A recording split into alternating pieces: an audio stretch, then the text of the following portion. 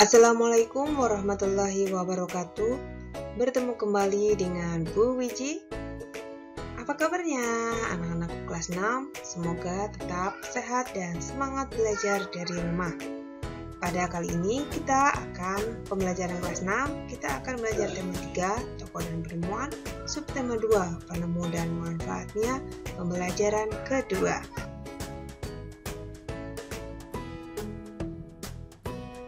Tujuan pembelajaran untuk hari ini yaitu 1. Setelah siswa membaca teks, siswa mampu menganalisis pelaksanaan kewajiban dalam kehidupan sehari-hari berdasarkan teks bacaan. 2.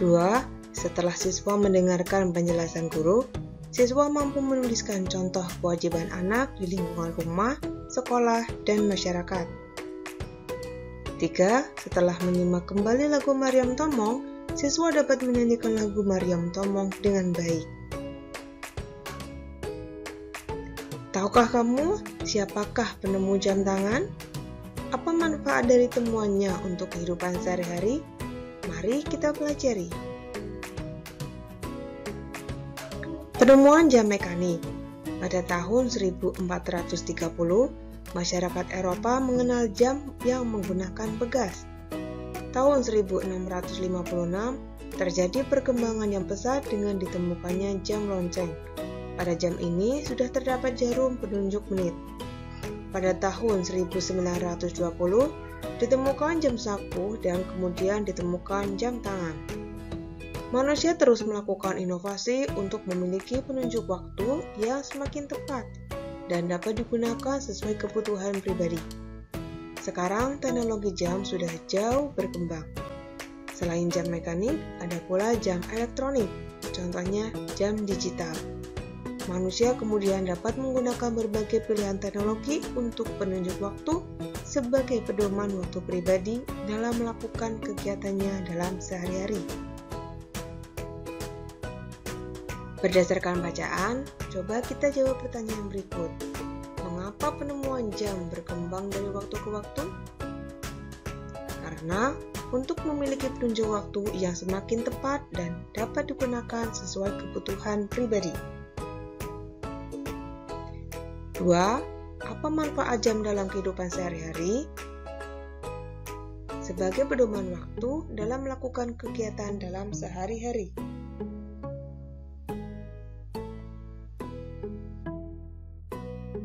Berikutnya, anak-anakku, mari kita simak teks dengan bacaan jam membantu Siti tepat waktu.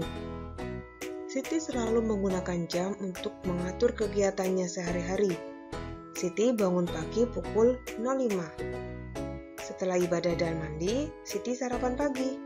Siti berangkat sekolah pukul 06.00. Siti berangkat sekolah dengan berjalan kaki karena jarak rumahnya yang tidak terlalu jauh. Siti menempuh perjalanan 20 menit dan masuk sekolah pukul 06.45. Siti hampir tidak pernah terlambat untuk datang ke sekolah. Ia berusaha untuk disiplin datang tepat waktu ke sekolah. Siti pulang sekolah pukul 14.00. Ia langsung pulang ke rumah. Sesampainya di rumah, Siti istirahat. Pukul 16.00, Siti mandi. Setelah ibadah dan makan malam, Siti pun belajar. Ia belajar pukul 19.00 sampai 20.30. Ia mengerjakan PR, belajar untuk materi esok hari, atau belajar untuk persiapan tes. Siti juga mengumpulkan tugas-tugasnya tepat waktu. Siti melakukan kegiatan sehari-harinya dengan teratur. Ia belajar menjadi pribadi yang disiplin terhadap waktu. Wah, sikap Siti patut untuk kita teladani ya. Berdasarkan cerita Siti di atas, jawablah pertanyaan berikut. 1. Hal baik apa yang sudah dilakukan Siti? Mengatur kegiatan sehari-hari menggunakan jam. 2. Apakah Siti mengatur waktunya dengan teratur? Iya. 3. Mengapa Siti mengatur waktunya dengan teratur? Agar menjadi pribadi yang disiplin terhadap waktu. 4. Apa manfaat yang Siti dapatkan ketika ia mengatur waktunya dengan teratur? Semua kegiatan dikerjakan tepat waktu, menghargai waktu. 5. Menurutmu, apakah Siti adalah pelajar yang baik? Ya, tentu iya, karena Siti juga layak untuk kita. Contoh ya. 6. Apakah Siti melaksanakan kewajibannya sebagai pelajar? Mengapa? Ya, Siti melaksanakan kewajibannya sebagai pelajar karena semua tugas yang menjadi tanggung jawabnya dapat selesai tepat waktu. Sudahkah kamu berperilaku seperti Siti? Siti sudah melaksanakan kewajibannya dengan baik. Ingat kembali, kewajiban adalah sesuatu yang harus dilakukan dengan penuh tanggung jawab. Anak-anak, mari kita ingat materi tentang kewajiban. Sebagai seorang anak tentu memiliki hak dan kewajiban. Kewajiban seorang anak tidak hanya di lingkungan keluarga, tetapi juga di lingkungan sekolah dan masyarakat. Contoh kewajiban siswa di lingkungan sekolah adalah mengumpulkan tugas tepat waktu.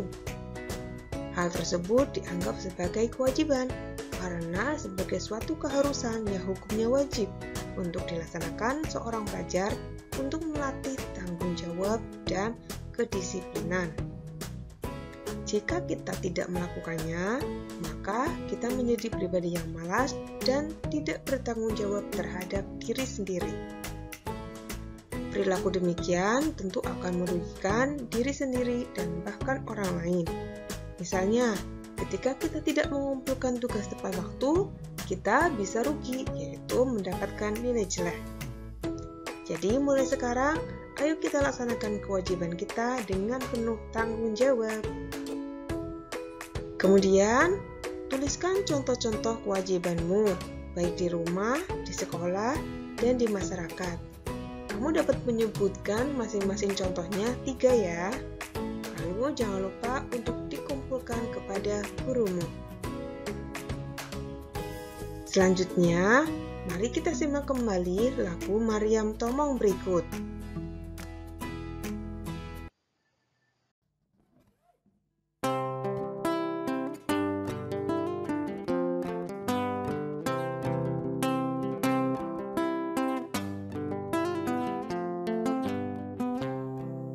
Selendang madi kinjang kain panjang madi toru pangeol ni konting masong ondeng kemamangon lu Maryam Tomong dai nang sin napang masin Maryam Tomong dai nang sin napang masin.